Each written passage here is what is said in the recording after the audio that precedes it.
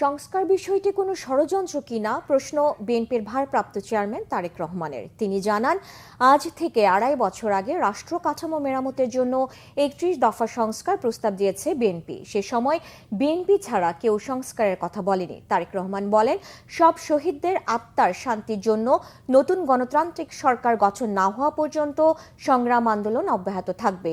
Report করছেন সিকান্দার রেমান।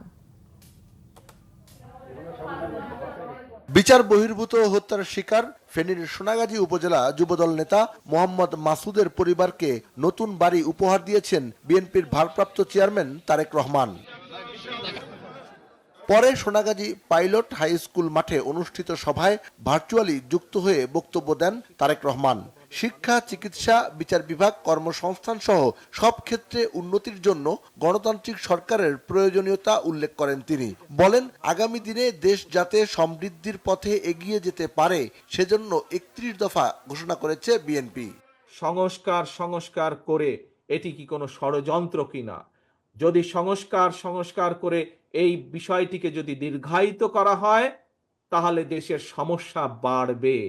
আমাদের যে হারে দ্রব্যমূল্যের ঊর্ধ্বগতি হচ্ছে, যে হারে বেকার সমস্যা হচ্ছে, যে হারে শিক্ষা ব্যবস্থা ভেঙে পড়ছে, যে হারে আইন শৃঙ্খলা ব্যবস্থা ভেঙে পড়ছে, যদি এই সব কিছুকে আবার জনগণের প্রত্যাশা অনুযায়ী গড়ে তুলতে হয়, যদি দ্রব্যমূল্যের ঊর্ধ্বগতির লাগাম টেনে ধরতে হয়, তাহলে অবশ্যই জনগণের সেই সরকারকে প্রতিষ্ঠিত করতে হবে। গণতান্ত্রিক সরকার গঠন না হওয়া পর্যন্ত এবং মানুষের অধিকার প্রতিষ্ঠা না হওয়া পর্যন্ত সংগ্রাম আন্দোলন অব্যাহত থাকবে বলেও জানান তারেক রহমান। স্বৈরাচার মুক্ত আন্দোলনের শহীদদের আত্মার যদি যথাযোগ্য মর্যাদা দিতে হয়, তাহলে আমাদেরকে বাংলাদেশের মানুষের গণতন্ত্রের শাসনকে প্রতিষ্ঠিত করতে হবে এবং যতদিন পর্যন্ত সেই গণতন্ত্র প্রতিষ্ঠিত না হবে ততদিন পর্যন্ত আমাদের আন্দোলন অব্যাহত থাকবে। তারেক রহমান জানান, বেগম খালেদা জিয়া দেশের মানুষের কর্মসংস্থান সহ সার্বিক উন্নয়নে কাজ করেছেন।